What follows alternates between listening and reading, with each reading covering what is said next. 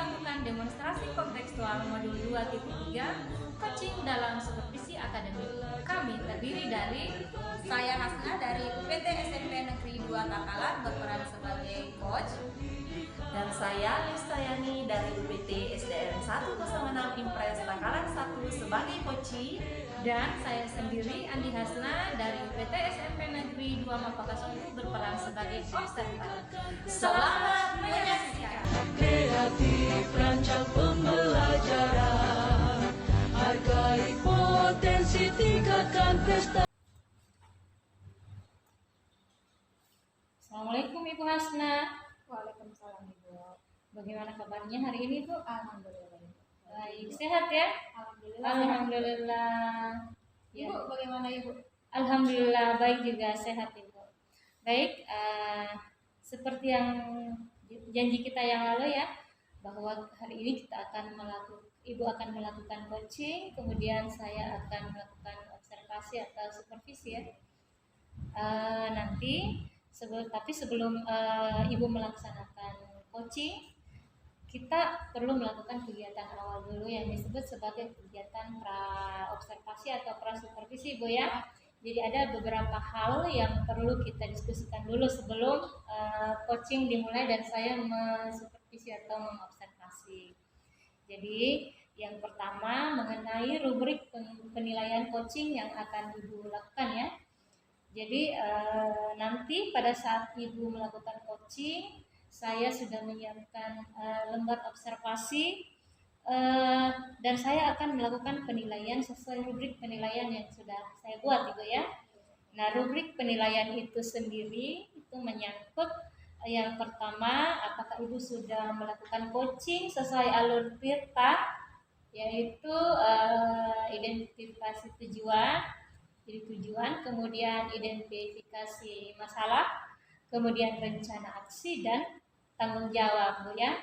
Kemudian yang kedua, apakah Ibu sudah terlihat kompetensinya sebagai seorang coach. Jadi ada beberapa kompetensi yang harus dimiliki oleh coaching. Itu yang pertama, kehadiran penuh atau presence. Kemudian yang kedua, mendengarkan dengan aktif, dengan rasa. Kemudian mengajukan pertanyaan yang berbobot. Nah, selain itu ada juga prinsip dari coaching itu sendiri, prinsip dasar dari coaching, yaitu mengenai kemitraan. Kemudian yang kedua itu proses kreatif Ibu ya. Kemudian yang ketiga memaksimalkan potensi dari coaching yang Ibu coaching. Nah, betul sekali Ibu. Jadi itu isi dari rubrik penilaiannya. Jadi Ibu akan dinilai berdasarkan rubrik itu. Kemudian yang kedua, saya ingin menanyakan kepada Ibu. Jadi sebenarnya kompetensi coaching apa yang ingin dikembangkan pada coaching kali ini?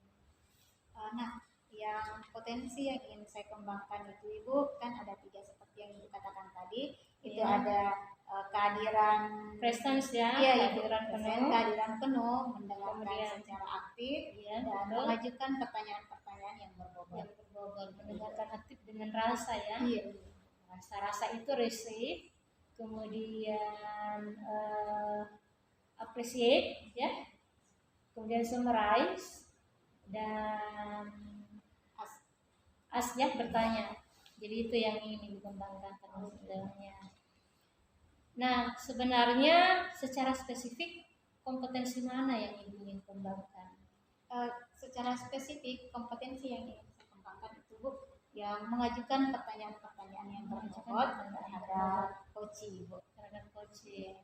Iya, betul sekali. Jadi kompetensi mengajukan pertanyaan-pertanyaan berbobot itu adalah salah satu kompetensi penting ya Bu ya, dalam melakukan coaching. Betul sekali. Kemudian yang berikutnya, bagaimana tentang indikator pencapaian dari tujuan pembelajaran yang Ibu inginkan, dari tujuan pengembangan yang Ibu inginkan?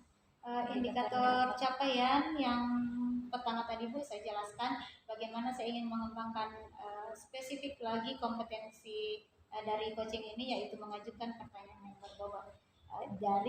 Jadi pertanyaan-pertanyaan yang berbobot ini saya akan ajukan ke Koci Iya. sehingga Koci itu bisa menemukan solusinya sendiri, Bu.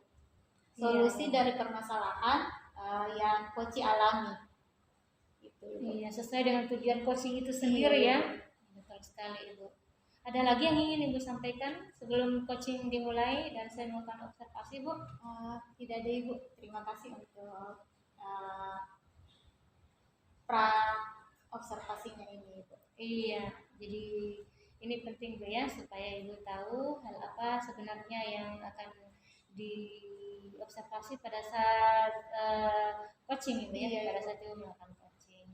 Kalau begitu cukup Ibu ya, silakan melakukan coaching. Kemudian nanti sebentar saya akan mengamati. Iya, iya.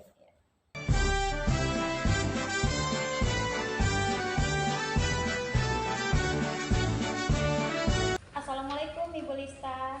Waalaikumsalam Ibu.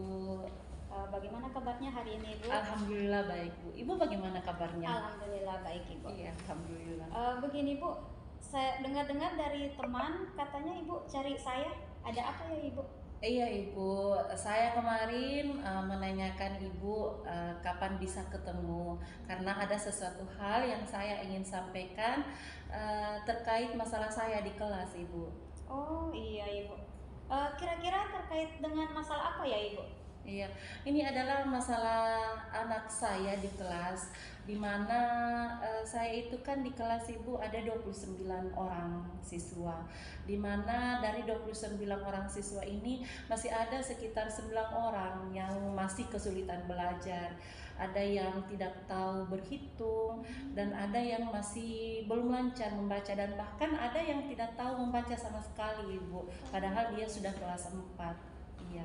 Nah, berarti Ibu ingin menyampaikan masalah terkait siswa yang tidak tahu membaca ya, Ibu? Iya, betul sekali Bu. Iya. Tetapi sebelum itu, Ibu, apa ada langkah awal yang Ibu lakukan terhadap siswa tersebut?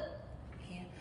Selama di kelas 4 Ibu, saya sudah memberikan langkah-langkah yang menurut saya tepat pada penanganan anak-anak yang mengalami kesulitan belajar.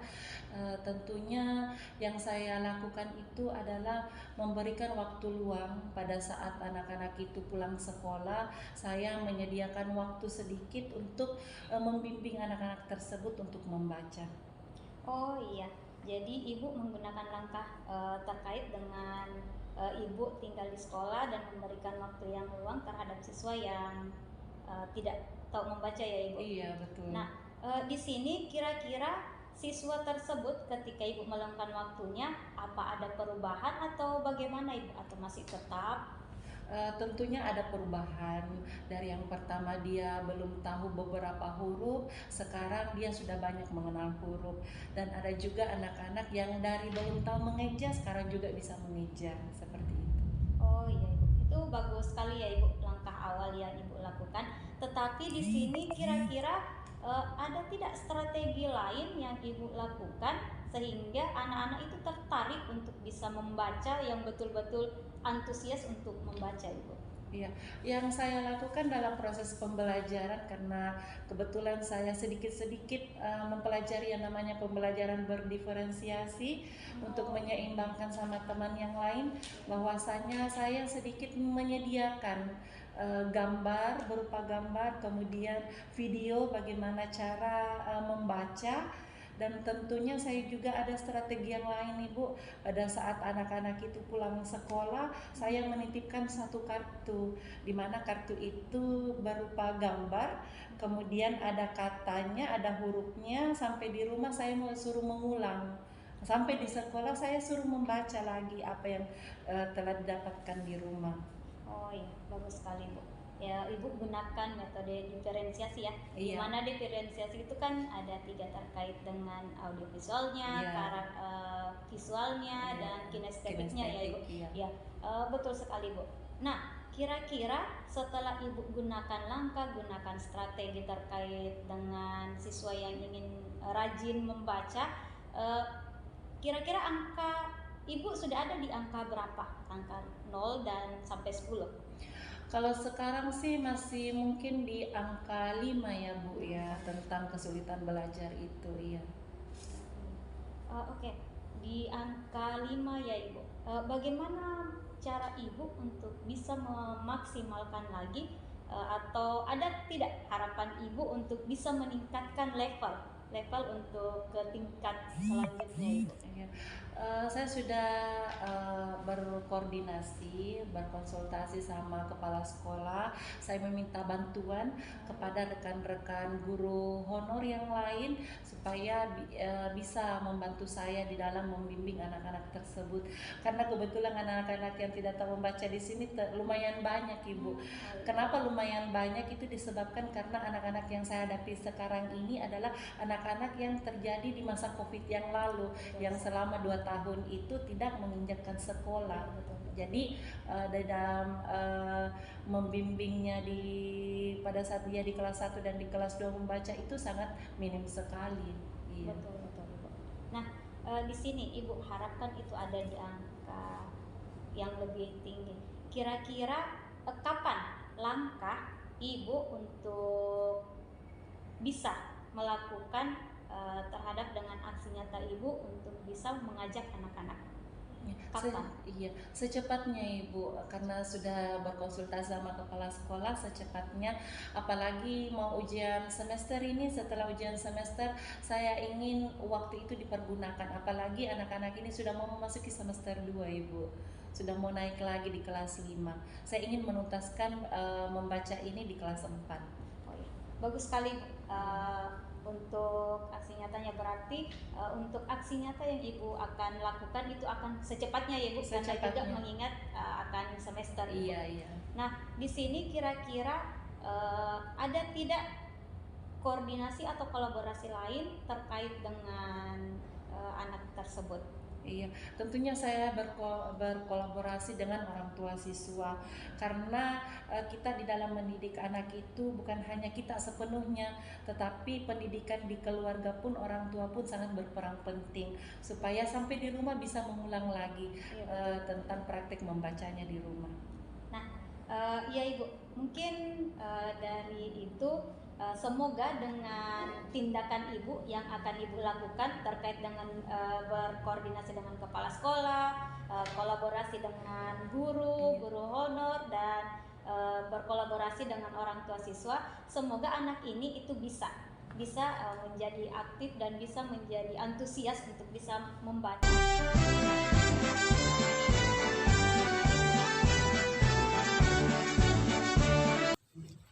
Baik, Ibu, alhamdulillah tadi sudah melakukan coaching ya, dan saya sudah mengamati coachingnya sudah berjalan dengan lancar ya. Baik, sebagai bagian akhir dari proses supervisi ini, yaitu kegiatan pasca supervisi Bu ya.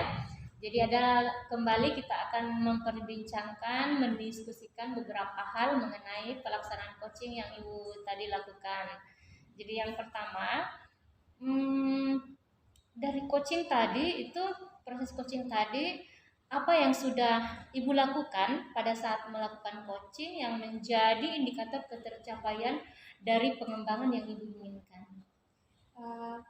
Baik Ibu, yang sudah saya lakukan yaitu di sini saya sudah menggunakan proses coaching dengan menggunakan alur Tirta. Karena Ibu sudah jelaskan juga tadi sebelum praobservasi, dalam alur Tirta itu ada tujuan, identifikasi masalah, mendengarkan dengan aktif,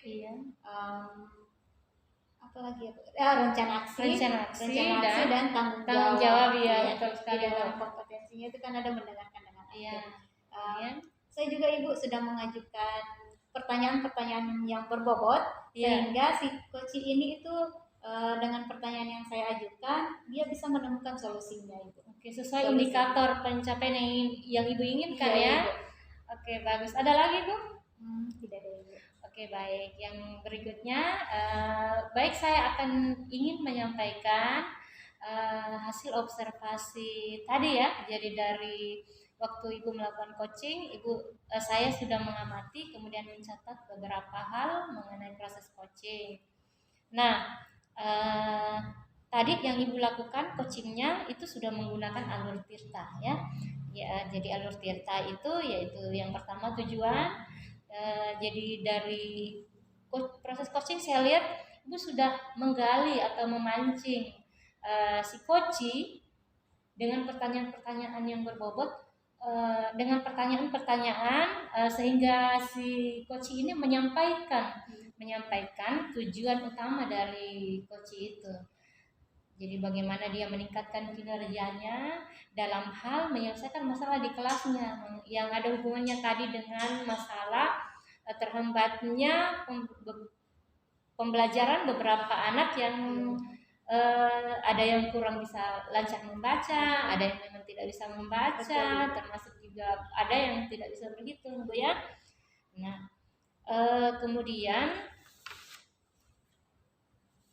Ibu juga sudah melakukan identifikasi masalah. Alur tirta yang kedua yaitu identifikasi masalah. Jadi Ibu sudah mampu menggali koci sehingga koci menyampaikan permasalahan apa atau hambatan-hambatan apa yang dihadapinya ketika proses pembelajaran di kelas dengan adanya anak-anak yang bermasalah tadi itu, yang kurang bisa membaca, tidak lancar membaca, bahkan ada yang tidak bisa membaca ya. Kemudian Ibu sudah menggali coach sehingga coach ini bisa menyusun sendiri rencana aksinya. Jadi itu terlihat sekali tadi Ibu. Si coach sendiri dari pertanyaan-pertanyaan berbobot yang Ibu ajukan, si coach sudah mampu menyusun kira-kira rencana apa yang dilakukan, yang dia akan lakukan untuk menyelesaikan masalahnya tadi itu. Kemudian yang berikutnya itu adalah yang terakhir ya dari alur tirta itu adalah tanggung jawab. Jadi Ibu sudah mengarahkan, sudah menggali si coach ini supaya dia bisa memastikan keterlaksanaan dari rencananya ini kapan. Ibu mengejar seperti itu ya tadi. Jadi kapan ini akan dilaksanakan. Jadi coach menjawab secepatnya. Itu sudah memancing dia untuk bertanggung jawab dengan apa ya rencana aksinya.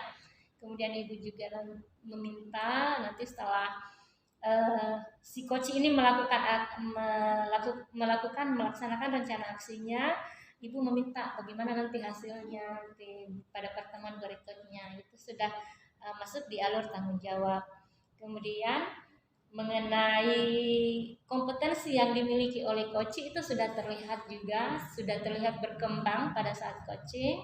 Jadi seperti yang kita ketahui, kompetensi dari seorang yang harus dimiliki oleh seorang coach itu adalah yang pertama kehadiran penuh, presence.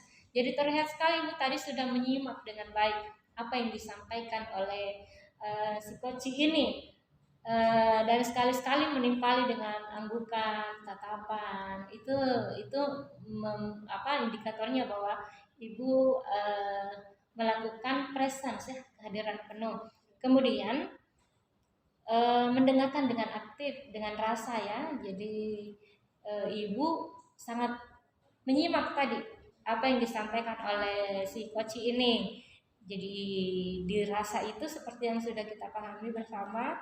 Jadi rasa itu akronim dari R-nya itu adalah receive ya. Jadi Ibu fokus pada apa yang dibicarakan oleh coach. Jadi menerima apa yang disampaikan oleh coach, kemudian appreciate ya. Appreciate itu mengapresiasi, menghargai apa yang disampaikan oleh coach. Kemudian sekali-sekali summarize, merangkum. Jadi sudah melakukan summarize atau merangkum untuk memastikan atau menguatkan kembali apa yang sudah disampaikan oleh coach tadi. Kemudian ask. Jadi Ibu sekali-kali bertanya, memberikan pertanyaan tambahan kepada si coach ini supaya memperjelas lagi apa yang disampaikan, memperkuat Bu ya. Kemudian prinsip dasar coaching itu juga sudah terlihat, ada kemitraan. Jadi Ibu bersama coach terlihat tidak ada kesenjangan. Jadi kemitraan itu kan artinya sama kedudukannya. Jadi tidak ada yang lebih tinggi, tidak ada yang lebih rendah, sehingga lebih terbuka untuk menyampaikan unek-unek atau masalah si coach ini. Kemudian proses kreatif. Jadi Ibu sebagai coach sudah berhasil menghantarkan coachi untuk berada pada situasi idealnya. Situasi idealnya itu bahwa dia dari kondisi yang mengalami masalah sudah bisa menemukan ide untuk penyelesaian masalahnya. Kemudian memaksimalkan potensi. Jadi dari kegiatan coaching ini terlihat itu bahwa ibu sebagai coach itu sudah membuat si coach ini mampu untuk berpikir kritis. Jadi mencari jalan untuk penyelesaian masalahnya sendiri. Itu sudah luar biasa ibu. Kemudian yang berikutnya itu tadi ya hasil dari observasi saya. Kemudian yang terakhir, setelah coaching kali ini, kompetensi apa lagi yang ingin ibu kembangkan? Dari hasil yang sudah saya lakukan tadi sebagai coach ibu, dan ibu sudah mengobservasi saya, yang ingin lebih saya kembangkan itu Bu di dalam mengajukan pertanyaan-pertanyaan yang berbobot lagi ya, gitu, Ibu. Serta saya juga bisa menjadi seorang pendengar yang baik, seorang pendengar yang aktif dengan rasa Ibu. itu ya, dengan rasa tersebut Ibu. mendengarkan aktif dengan rasa. Ya, betul Ibu. Sehingga di sini coach juga itu bisa menemukan dari pertanyaan-pertanyaan saya, dari saya mendengarkan, itu kan ada timbul pertanyaan lagi dengan jawaban-jawaban yang diberikan oleh coach tersebut kepada saya akan memberikan umpan balik atau pertanyaan-pertanyaan, sehingga coach ini bisa menemukan solusi yang lebih baik lagi. Karena ujung-ujungnya itu kan di situ Ibu, dia ingin membuat peserta didik, karena kita kan di sini menuntut. Jadi seorang coach pasti ingin menginginkan yang lebih baik lagi terhadap murid-muridnya, supaya murid-muridnya ini mencapai keselamatan dan kebahagiaan yang setinggi-tingginya ya Bu ya. Iya baik Ibu. Ada lagi Bu yang ingin disampaikan? Saya kira cukup Ibu untuk hari ini. Tidak ada lagi. Oke, baiklah. Mudah-mudahan yang ingin Ibu kembangkan lagi berikutnya itu bisa kita lakukan lagi di coaching berikutnya ya Bu ya, supaya bisa lebih maksimal lagi. Baik Ibu, saya kira cukup. Ibu. Terima kasih Ibu untuk kesempatan. Iya, saya juga terima kasih Ibu. Demikian demonstrasi kontekstual yang kami lakukan. Semoga bermanfaat dan menginspirasi. Salam dan bahagia.